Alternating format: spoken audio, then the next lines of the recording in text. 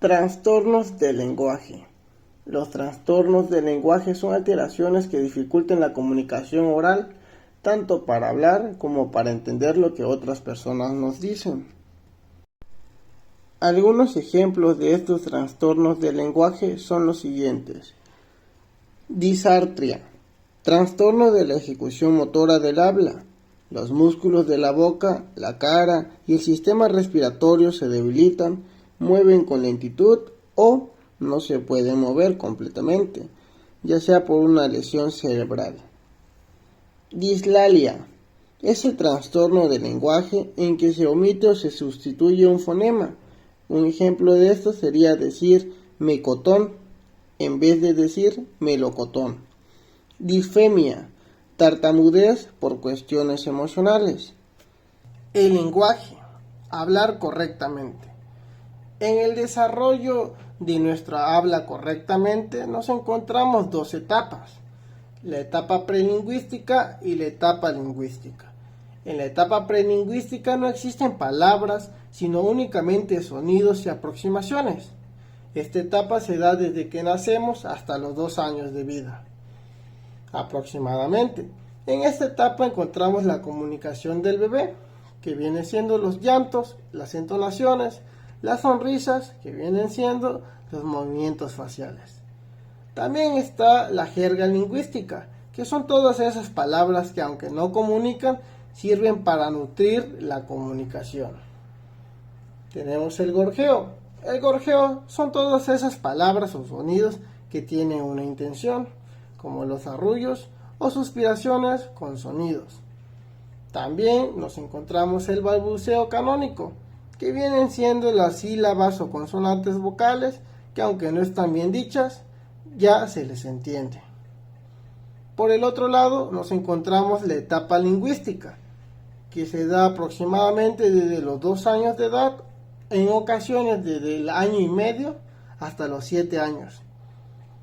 En esta etapa lingüística el niño ya empieza a aproximarse a las palabras bien dichas, es decir, el niño ya empieza a articularlas mucho mejor, hasta ya poderlas decir correctamente.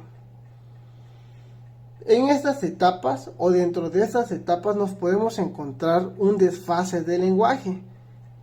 Se podría decir que es cuando el niño no ha aprendido a hablar correctamente entre el periodo desde que nace hasta los 7 años. Ocasionalmente y muy común tienen 2 causas. Uno, que es provocado, y otro, que es consecuencia de autismo, discapacidad intelectual o discapacidad auditiva. Como dato extra, después de los 7 años ya no existe una etapa, sino de que si existen nuevamente problemas con el lenguaje después de los 7 años, ya se trata de un trastorno del lenguaje. Afasias. Las afasias son enfermedades o trastornos que impiden que te comuniques. Puede afectar la capacidad de hablar, escribir y comprender el lenguaje, tanto de manera verbal como la manera escrita. La afasia suele presentarse de forma repentina, después de un accidente cerebrovascular o una lesión en la cabeza, pero también puede aparecer progresivamente a causa de algún tumor cerebral, de desarrollo lento o una enfermedad que causa daño progresivo y permanente, degenerativa. Afasia expresiva. Esto también se llama o se conoce como afasia de Broca o no fluente. Las personas con este patrón de afasia pueden comprender lo que dicen los demás mejor de lo que pueden expresarse ellas. A las personas con este patrón de afasia les cuesta expresarse, hablan en oraciones muy cortas y omiten palabras. Por ejemplo, una persona podría decir querer comida o caminar parque hoy. Las personas con este tipo de afasia tienen problemas en el área motora, expresiva y sintáctica. Tienen un lenguaje no fluente, sin comprensión, problemas en la repetición, denominación, lectura en voz alta y en la escritura. Afasia integral. Las personas con este patrón de afasia también se les conoce como afasia de Wernicke o fluente. Pueden hablar con facilidad y fluidez usando oraciones largas y complejas que no tienen sentido o contienen palabras irreconocibles, incorrectas o innecesarias. En general les cuesta comprender el lenguaje oral y suelen no darse cuenta de que los demás no los entienden. Afasia motora transcortical. Este tipo de afasia se caracteriza por algún lenguaje expresivo espontáneo muy reducido, no fluente. La expresión se realiza con esfuerzo, siendo lenta y breve. La denominación de imágenes está alterada, mientras que la capacidad de repetición es mejor. La comprensión puede estar relativamente preservada. Las personas con este tipo de afasia prefieren señalar a indicar qué es. Tienen problemas en la articulación porque el cerebro no les dice cómo hacerlo o cómo articular. Comprenden, pero no conectan el área motriz con la boca. Afasia sensorial transcortical. Se caracteriza por una disociación entre una buena capacidad de repetición y un defecto en la comprensión de palabras que el paciente puede repetir. Es decir, los pacientes no comprenden lo que repiten. La expresión verbal es fluente. El paciente con este tipo de afasia tiene un problema de comprensión y el problema radica principalmente en el daño en el área visual, al igual que tiene un daño en el área occipital. Afasia transcortical mixta. Este tipo de afasia se caracteriza por la preservación de la repetición y una grave afectación de la expresión y la comprensión. La expresión verbal se reduce a ecolalias y no existe capacidad para denominar imágenes. En este caso, los pacientes no pueden expresarse bien ni comprender, pero pueden repetir, recitar, completar palabras y frases. Tanto en la lectura como en la escritura y la comprensión lectora se encuentran muy afectadas. Tienen un daño en la parte sensitiva y motora. No ubican el objeto ni visual ni sensitivamente. Afasia de conducción. Se caracteriza por un lenguaje expresivo fluente con cierta anomía y parafasias, así como una capacidad de repetición alterada. Los pacientes pueden presentar dificultades para comprender material más complejo. En este caso, los pacientes pueden hablar, comprender con normalidad, pero con algunas pausas al hablar al no encontrar la palabra adecuada o sustituirla por otra que no corresponde, presentando así mayores dificultades a la hora de repetir. Afasia global. Este patrón de afasia se caracteriza por la mala comprensión y la dificultad para formar palabras y frases. La afasia global surge a partir de daños importantes en las redes de lenguaje del cerebro. Las personas con afasia global tienen discapacidades graves de expresión y de comprensión. Afasias subcorticales. Existen de dos tipos, de cuerpo estriado y las talámicas. Las primeras tienen un lenguaje poco fluido, lento y pausado. Manda la información, pero es demasiado lenta. No entienden rápido y comprenden muy lento. Y las talámicas, donde tienen una lesión en el tálamo. Al inicio de la comunicación no entienden, pero luego van comprendiendo. Tienen un problema en la lectura y en la escritura. Memoria, proceso y tipos. La memoria es una de las funciones cognitivas más importantes del ser humano, pues esta nos permite registrar informaciones que llegan a nuestro cerebro, almacenarlas y utilizarlas cuando sea necesario, y también la conexión temporal de unos sucesos con otros. Y pues como bien sabemos, no solo existe un tipo de memoria, y a continuación vamos a describir las principales de esta. Para empezar, la memoria viene siendo un conjunto de estructuras cerebrales y procesos que nos permiten fijar, guardar y recuperar múltiples informaciones. Tipos de memoria. Tenemos la memoria sensorial, la cual nos permite guardar las impresiones de información que nos proporcionan los sentidos, después de percibir un estímulo aunque ésta haya desaparecido. Esta memoria, en resumidas cuentas, nos permite guardar la información que recibimos de nuestros sentidos, como olores, sonidos, ruidos y voces. También tenemos la memoria a corto plazo, que nos permite o está presente en el recuerdo del material de forma inmediata posterior a su presentación. Es decir, es el almacenamiento de la información que se nos ha hecho presente inmediatamente. Pero para que esta se dé necesitamos de dos pasos, que viene siendo primeramente la selección o la llegada o recepción de la información a través de los canales sensoriales, para que esta información pase a la memoria operativa o de trabajo, en donde se realizan tareas que implican el almacenamiento y manipulación de la información. Pero esta memoria operativa o de trabajo trabaja con 4 componentes o se desarrolla en 4 pasos, que viene siendo el almacenamiento provisional, la agenda visoespacial, la representación de la situación y las operaciones y selección de estrategias. En el almacenamiento provisional se lleva a cabo mientras el cerebro procesa la información. Ejemplo de esto es el aprendizaje de un número. En la agenda visoespacial se lleva a cabo el procesamiento de la información visual y espacial, como mapas, formas y ubicaciones. La representación de la situación se lleva a cabo gracias al almacenamiento de la información de la memoria a largo plazo y las dos anteriores, la agenda visoespacial y el almacenamiento provisional. Por último paso, tenemos las operaciones y selección de estrategias, que nos da o nos permite el razonamiento, la comprensión y la resolución del problema. Esquematizando todo lo que acabamos de escuchar o de ver, pues tenemos esta síntesis o este recuadro. La memoria a corto plazo, para que se lleve a cabo necesitamos de la parte sensorial, la cual nos permitirá recibir el estímulo, la información a través de nuestros canales sensoriales. Cabe mencionar que lleva todo este proceso en un segundo.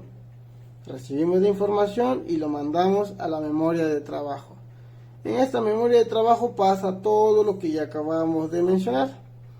Primero el sistema de almacenamiento provisional, después la agenda visoespacial, donde está la información visual y espacial. De acá nos pasamos a la memoria ejecutiva y central, la cual nos ayuda con la atención y la realización de las tareas. Cabe mencionar que la ejecutiva central nos ayuda también a regular la vigilia.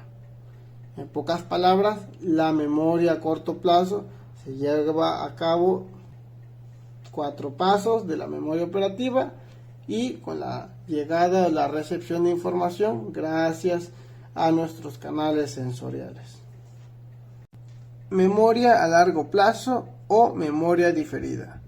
La memoria a largo plazo es el recuerdo de información tras un intervalo de tiempo considerablemente largo o que ha pasado demasiado tiempo. Y se trata de una información duradera. La memoria a largo plazo se divide en 2 tipos de memoria, la memoria explícita y la memoria implícita.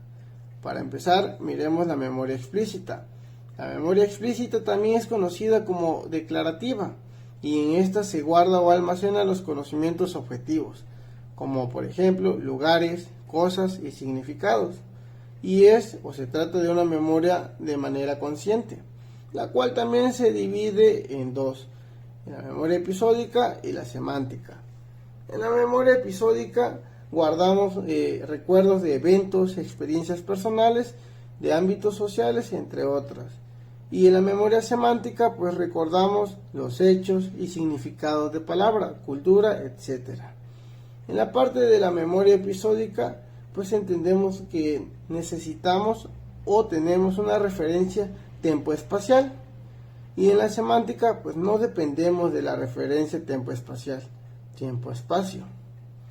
Las etapas de la memoria explícita o declarativa son las siguientes. Tenemos una codificación que tiene que ver con la semiótica y la asociación.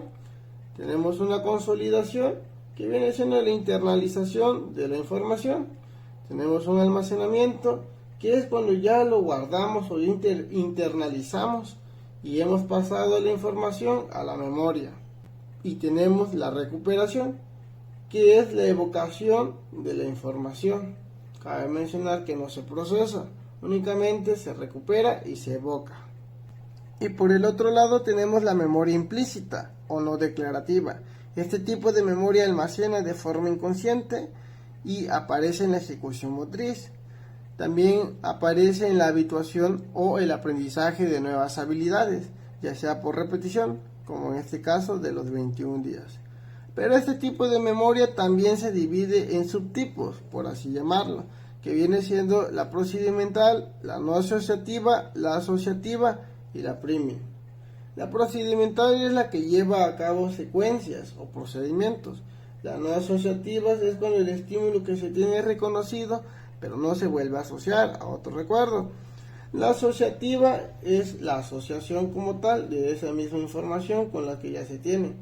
Y la priming, que viene siendo la respuesta al estímulo de manera inconsciente, que ya fue trabajado o enseñado previamente. Funciones ejecutivas. Las funciones ejecutivas ayudan a realizar la planificación, regulación y control de procesos psicológicos, esto según Luria. Dentro de las funciones ejecutivas existen los procesos cognitivos o funciones cognitivas, que vienen siendo la tercera función de Luria, la programación, la cual nos permite asociar ideas para solucionar problemas. Estas funciones cognitivas hacen principalmente dos actividades. Hacen la función ejecutiva metacognitiva y las funciones ejecutivas emocionales. Las funciones ejecutivas metacognitivas están relacionadas con la solución de problemas, la inhibición, la planeación y la memoria de trabajo. Por el otro lado, las funciones ejecutivas emocionales están relacionadas o vinculadas en la expresión y control de las conductas instintivas y emocionales. El cerebro. El cerebro humano está dividido en dos partes, en dos hemisferios, el izquierdo y el derecho. El izquierdo está encargado de la planeación, reflexibilidad mental, fluidez verbal, memoria de trabajo, secuencias inversas y rutinas, mientras que el hemisferio derecho se encarga de la construcción y diseño de objetos y de figuras, memoria de trabajo visual, cognición social, detección y procesamiento de situaciones nuevas. La corteza prefrontal representa una estructura básica para el comportamiento social y los procesos cognitivos. Las principales funciones de la corteza prefrontal serían la regulación de las emociones, la planificación y organización de acciones futuras y la memoria de trabajo. Corteza prefrontal. La corteza prefrontal se encuentra seccionada en tres partes. La primera, la dorsolateral, es la encargada de la planificación motora y de integrar la información sensorial. La segunda, la ventromedial. Esta parte es la encargada de la percepción y la expresión de emociones, motivaciones y de la creatividad. La tercera parte es la orbitofrontal, que nos permite el procesamiento y la consolidación de la memoria, así como la inhibición de conductas. Movimientos y apraxias. Existen dos músculos principales, los agonistas y los antagonistas. Los agonistas es el que hace la acción, el principal. El antagonista, el que apoya al agonista haciendo el movimiento de sustento o de apoyo. Como dato interesante, todo músculo que está en movimiento es un músculo sinergista. El movimiento tiene tres partes o tres fases. El primero, el plan motor, área premotora. El segundo, el programa motor, suplementaria. Y el tercero, ejecución motora, que viene siendo la motora primaria.